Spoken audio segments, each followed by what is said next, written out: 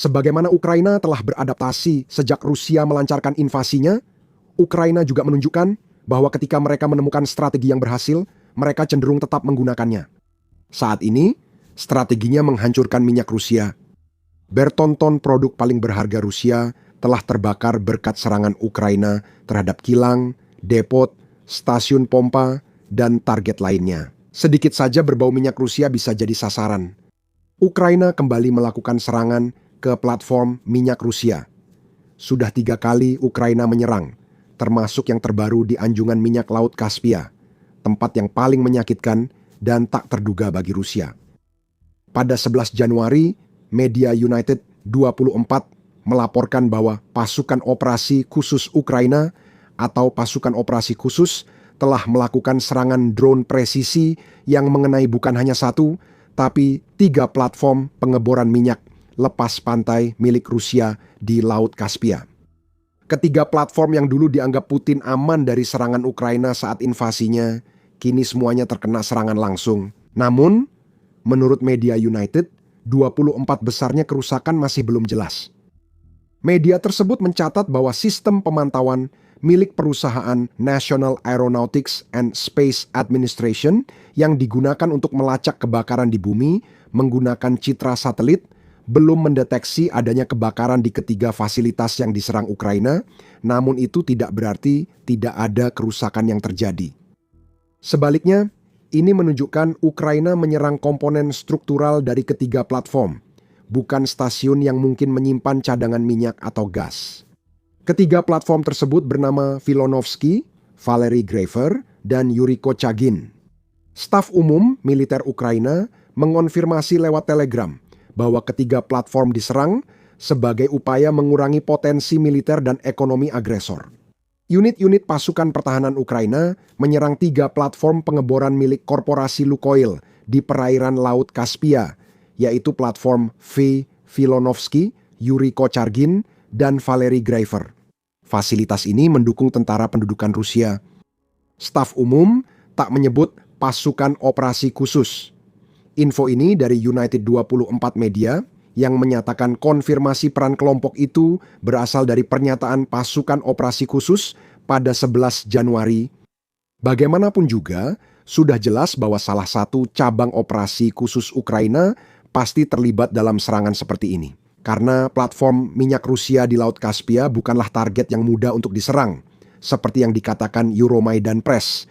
Dalam laporannya tentang insiden tersebut, platform-platform ini setidaknya berjarak 950 km atau sekitar 590 mil lebih dari garis depan perang Ukraina. Drone Ukraina yang dikirim harus cukup jauh jangkauannya untuk melakukan serangan seperti itu. Dengan Ukraina mungkin juga harus membersihkan jalur udara melalui sebagian wilayahnya sendiri yang diduduki, agar serangan-serangan ini bisa dilakukan sejak awal. Tapi Ukraina berhasil melakukannya dan mereka sudah pernah melakukannya sebelumnya.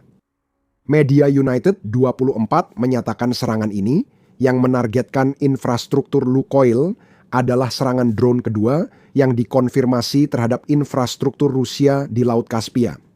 Serangan pertama terjadi beberapa minggu lalu, seperti dilaporkan media United 24 pada 31 Desember 2025. Dalam serangan itu, Dinas Keamanan Ukraina melaporkan berhasil mengenai beberapa target langsung di platform minyak Rusia lain, tampaknya dengan drone udara. Video dan foto dari lokasi tampaknya mengonfirmasi hal ini. Akun Kherson Cat X menyebut serangan ini juga menargetkan platform Valery Graver. Serangan 11 Januari mungkin baru serangan kedua yang dikonfirmasi pada infrastruktur Rusia di Laut Kaspia, namun kemungkinan sudah terjadi beberapa serangan lain. Euromaidan Press menyatakan serangan ini adalah yang kelima dilakukan Ukraina dalam sebulan terakhir.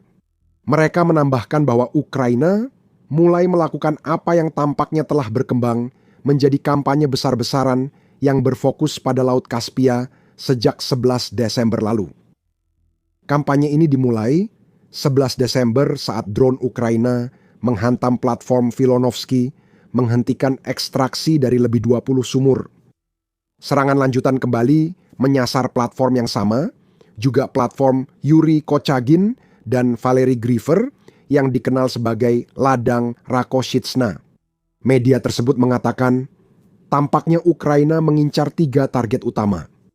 3 platform ini telah beberapa kali diserang, menandakan Ukraina ingin memberi pesan tegas pada Putin. Raksasa pengeboran minyak yang dianggap aman di Laut Kaspia ternyata rentan. Ukraina terus menyerang, membuktikan Rusia tak mampu menghentikan drone yang tampaknya memiliki jalur yang konsisten dan jelas menuju platform minyak yang berperan penting dalam menjaga kas perang Putin di Ukraina tetap terisi. Kita akan kembali membahas mengapa platform-platform ini khususnya sangat penting sebentar lagi. Perlu dicatat, serangan Laut Kaspia Ukraina bukan satu-satunya serangan. Sebenarnya, itu bagian dari malam dengan banyak target Ukraina.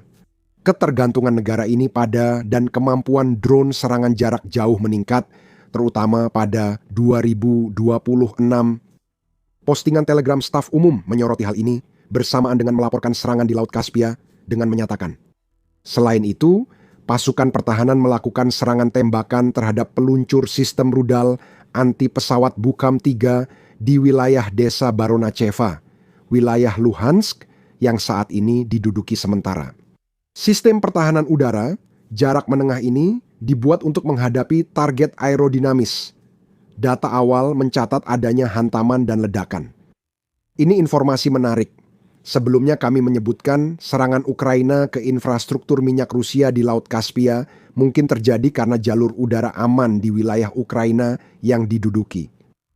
Jika Ukraina memang menggunakan drone jarak jauh, mereka juga harus melewati sebagian wilayah Rusia untuk mencapai Laut Kaspia.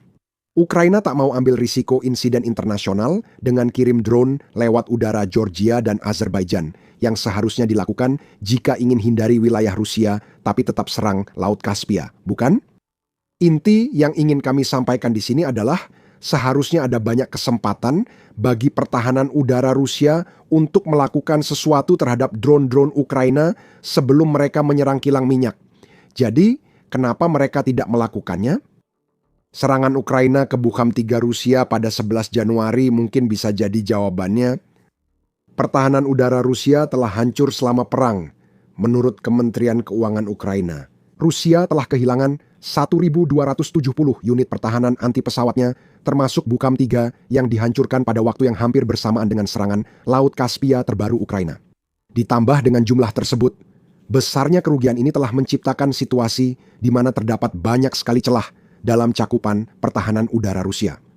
The New Voice of Ukraine membahas isu ini pada November 2025, menyatakan sebagian besar pertahanan udara Rusia difokuskan di Moskow atau garis depan perang, sehingga sedikit yang tersisa untuk wilayah Rusia yang luas. Media mengutip Kepala Pusat Penanggulangan Disinformasi Ukraina, Andriy Kovalenko. Sebagian besar warga Rusia di sana tidak dilindungi Putin, meskipun dia terus-menerus menjanjikan keamanan kepada semua orang. Kovalenko menambahkan Rusia kini kekurangan beberapa sistem pertahanan udara utama seperti S-300, S-400, dan Panzer. Ukraina bisa memanfaatkan lemahnya pertahanan udara Rusia untuk mengirim drone ke wilayah Rusia dengan mudah, asalkan drone bisa bermanuver. Garis depan di wilayah Ukraina yang diduduki, di mana Rusia telah menempatkan sebagian besar pertahanan udaranya, apakah itu yang terjadi pada 11 Januari? Mungkin bukan kebetulan bahwa Ukraina menghancurkan satu Bukam-3 pada waktu yang hampir bersamaan dengan serangan ketiga platform minyak Rusia di Laut Kaspia, meskipun ini masih spekulasi. Mungkin tidak perlu lagi menghantam pertahanan udara Rusia lebih keras dari yang sudah dilakukan, termasuk serangan 31 Desember ke platform Laut Kaspia yang sudah disebutkan di video ini. Ukraina menyerang platform itu dengan drone yang tampak seperti yang dipakai di garis depan. Ukraina kemungkinan besar mendekatkan drone dengan kapal sebelum menyerang. Hal yang sama mungkin terjadi pada 11 Januari. Pasukan operasi khusus telah membagikan sebuah video di X yang memberikan sedikit gambaran tentang bagaimana mereka melakukan serangan tersebut. Berdurasi sekitar 50 detik, video itu menampilkan sudut pandang dari beberapa drone saat mereka mengunci target mereka di platform minyak. Belum jelas Apakah ini drone dari kapal atau drone jarak jauh yang melewati Ukraina dan Rusia ke lokasi tujuan? Pada akhirnya, itu tidak terlalu penting. Drone-drone tetap berhasil mengenai target dan platform minyak Rusia di Laut Kaspia terbukti sangat rentan. Selain semua itu, Ukraina juga melakukan serangan terpisah dan tampaknya tidak terkait terhadap pasukan Rusia di wilayah Kherson, Ukraina. Bersamaan dengan serangan pasukan operasi khusus ke platform minyak Rusia di Laut Kaspia. Media United 24 melaporkan Ukraina menyerang depot logistik milik Angkatan Darat Gabungan ke-49 Rusia dekat Novotroitska. Seperti sering terjadi, Ukraina menyerang fasilitas yang memasok peralatan bagi pasukan garis depan Rusia untuk mempertahankan serangan ke posisi Ukraina. Selain menghancurkan minyak Rusia, Ukraina juga melemahkan kemampuan Rusia menjaga peralatan mereka tetap bergerak di wilayah pendudukan. Mari kita kembali ke 3 kilang minyak yang baru diserang pasukan operasi khusus. Ada beberapa alasan bagus mengapa kilang-kilang ini menjadi target khusus, serta alasan mengapa Ukraina belakangan ini mengalihkan perhatiannya ke posisi Rusia di Laut Kaspia. Tahun 2025 kita mulai dengan kilang minyak. Ketiganya bisa hasilkan banyak uang untuk dana perang Putin jika dibiarkan beroperasi tanpa hambatan. Ladang minyak Filonovsky dan kilang dengan nama serupa sangat penting bagi Rusia. United 24 media mengatakan bahwa ladang minyak ini adalah salah satu yang terbesar yang dapat diakses Rusia di Laut Kaspia. Ladang ini diperkirakan menyimpan 129 juta ton minyak dan 30 miliar meter kubik gas. 1 ton minyak setara sekitar 65 barel. Kalikan 129 juta ton dengan 65 hasilnya 8.385 juta barel di ladang minyak Laut Kaspia ini. Rusia memang tak punya akses penuh ke semua cadangan ini, tapi tetap layak diperhitungkan. Desember lalu, Moscow Times melaporkan Rusia menjual minyak dengan diskon besar. Rusia hanya mengenakan biaya $34,52 per barel kepada negara yang masih membeli saat menghadapi sanksi. Jika angka itu dikalikan, 838,5 juta barel, hasilnya lebih dari 28,9 miliar dolar. Itu bukan jumlah uang yang kecil. Bahkan jika Rusia hanya bisa mengambil sebagian dari cadangan minyak yang diperkirakan tersedia untuk kru mereka di ladang minyak Filonovsky. Itu tetap berarti banyak pendapatan minyak yang bisa dipajaki Putin untuk perang. Untuk cadangan gas di ladang minyak Filonovsky, sulit didapatkan angka pastinya. Pada April 2024, Kiev Independent melaporkan Bloomberg menyebut Rusia menjual gas ke Tiongkok seharga $257 per 1.000 meter kubik. Jika angka itu dijadikan patokan, mungkin sudah turun dalam 2 tahun terakhir akibat sanksi Barat. Itu berarti nilai gas di Filanovsky berada di kisaran $7 miliar, tidak setinggi nilai minyaknya. Namun, masih banyak peluang bagi Putin memanfaatkan perairan ini untuk uang, dan itu yang menarik. Filanovsky adalah satu dari 3 lokasi yang diserang Ukraina. 2 lainnya juga punya potensi besar bagi Rusia untuk meraup uang. United 24 media menyebut ladang Yuri Kochagin diperkirakan berisi 778 juta ton minyak dan 12 miliar meter kubik gas. Itu lebih dari $17,5 miliar untuk minyak dan 308 juta dolar untuk gas, sesuai angka yang kami sebutkan sebelumnya.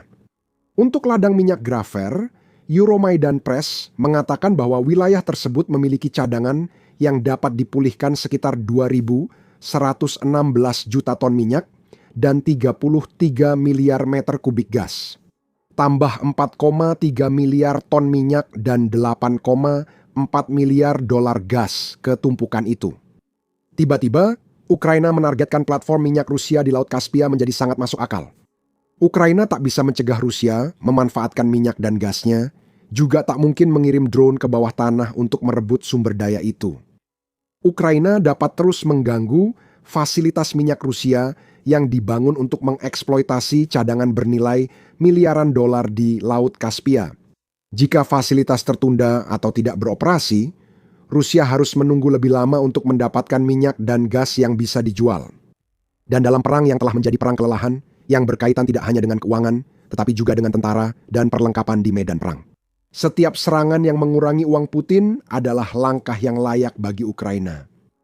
Dalam konteks yang lebih luas, serangan Ukraina di Laut Kaspia memiliki tujuan lain. Mereka menunjukkan kepada Rusia bahwa mereka tidak bisa selalu mendapatkan apa yang mereka inginkan di laut tersebut. Rusia tak terbantahkan telah memperkuat pengaruhnya di Laut Kaspia. Pada 2024, The Jamestown Foundation menyoroti betapa pentingnya ladang minyak dan gas yang sekarang dikuasai Rusia, terutama dalam konteks keamanan energi Eropa. Media mencatat Rusia biasanya menganggap sumber daya energi dari Laut Kaspia lebih rendah daripada cadangan Arktik dan Siberia miliknya. Rusia tetap memahami betapa pentingnya posisinya di Laut Kaspia, seperti yang dikatakan oleh yayasan tersebut. Para pembuat kebijakan utama Rusia terlihat sangat khawatir dengan kemungkinan negara-negara di kawasan Kaspia menjadi sumber energi penting bagi Uni Eropa, berpotensi memperkuat kerja sama politik dan militer dengan lawan Moskow. Dengan kata lain, kendali atas minyak dan gas Kaspia membawa potensi kemampuan untuk membuat banyak negara Eropa tetap bergantung pada Rusia untuk produk-produk tersebut. Ketergantungan itu memberi Putin dana untuk menjalankan perangnya. Itulah sebabnya Rusia berusaha mengisolasi wilayah Laut Kaspia dari Eropa dan berharap dapat meyakinkan apa yang disebut Kaspia 5 untuk membantunya melakukan hal itu. Kelima negara tersebut adalah Iran, Turkmenistan, Azerbaijan, Kazakhstan, dan Rusia. Semua memiliki kepentingan migas di Laut Kaspia dan telah menandatangani Konvensi Status Hukum Laut Kaspia Perjanjian 2018 untuk mengakhiri sengketa di antara Kaspia 5.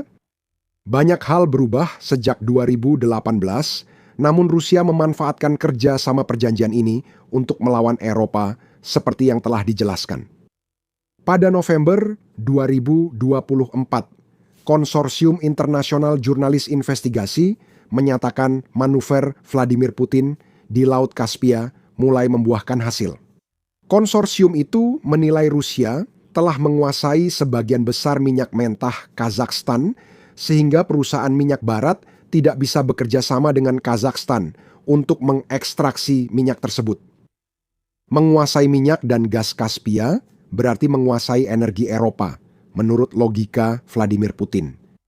Perusahaan barat yang masih beroperasi di sana kini harus bekerja sama dengan Rusia untuk mendapatkan yang mereka inginkan.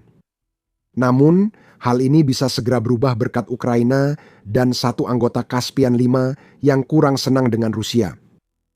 Serangan Ukraina ke kepentingan minyak Rusia di Laut Kaspia dapat mendekatkannya dengan mitra Eropa yang mendukung sejak awal invasi Putin. Ini kasus saling menguntungkan. Ukraina mendapat lebih banyak senjata dan dukungan, sementara negara Eropa makin dekat membangun pijakan di Laut Kaspia. Seiring cengkeraman Rusia melemah dan memang mulai mengendur. Sebelum Ukraina memulai kampanye Kaspia, eksekutif maritim menyebut pengaruh Rusia di Laut Kaspia mulai memudar. Rusia juga memanfaatkan Laut Kaspia untuk pengangkutan senjata serta ekstraksi minyak dan gas. Pengiriman rudal, drone, dan amunisi Iran semuanya telah masuk ke Rusia melalui Laut Kaspia, dengan salah satu pengiriman yang menonjol adalah 220 rudal balistik FATA, 360 menurut laporan media tersebut. Serangan Ukraina di Laut Kaspia menjadi peringatan bagi Rusia. Saat ini, Ukraina menyerang platform minyak. Namun, Ukraina telah membuktikan mampu menghantam kapal perang dan armada bayangan Rusia sebelumnya. Putin mungkin kini mempertanyakan keamanan kapalnya di Laut Kaspia, karena Ukraina tampaknya aktif merusak kepentingan Rusia di wilayah itu. Hubungan Rusia dan Kazakhstan tampak kian melemah, terlihat pada Forum Ekonomi Saint Petersburg, Juni 2024. Presiden Kazakhstan Kassym-Jomart Tokayev berdiri di panggung bersama Putin. Saat Putin ingin rekannya mengikuti kebijakan Rusia, Tokayev justru berbeda pandangan. Dia menolak mengakui aneksasi Rusia atas Donetsk dan Luhansk. Takayev menolak permintaan Rusia mengirim tentara Kazakhstan ke Ukraina dan akan menghormati sanksi Barat terhadap minyak Rusia. Langkah seperti itu akan menjadi tindakan berani bagi pemimpin negara yang relatif kecil, bahkan di saat-saat terbaik sekalipun. Mengatakan hal-hal seperti itu di atas panggung bersama Putin membutuhkan keberanian luar biasa, sesuatu yang tidak ingin kami sebutkan di sini. Intinya, Ukraina mungkin menjalankan strategi jangka panjang lewat serangan di Laut Kaspia untuk menutup kilang minyak dan menghentikan dana ke Kremlin. Namun, Ukraina juga mengikis pengaruh Rusia di Laut Kaspia saat pengaruh Barat mulai masuk ke wilayah itu. Kazakhstan jelas tidak membiarkan dirinya tunduk pada kehendak Putin. Serangan seperti yang dilakukan Ukraina pada 11 Januari bisa menunjukkan pada anggota Caspian V bahwa Rusia tak sebesar yang digambarkan Putin. Jika itu terjadi, mimpi buruk Putin soal Barat memperluas pengaruh ke Laut Kaspia bisa jadi kenyataan. Salah satu anggota Caspian V yang mungkin akan merasa nyaman untuk tetap berada di pihak Rusia menurut Putin adalah Iran. Namun saat ini, rezim negara tersebut sedang menghadapi beberapa masalah besar sendiri. Revolusi tampaknya sedang terjadi dan mungkin membuat para pemimpin Iran segera melarikan diri ke Moskow. Tonton video kami dan berlangganan The Military Show untuk liputan serangan terbaru Ukraina ke minyak Rusia. Terima kasih telah menonton.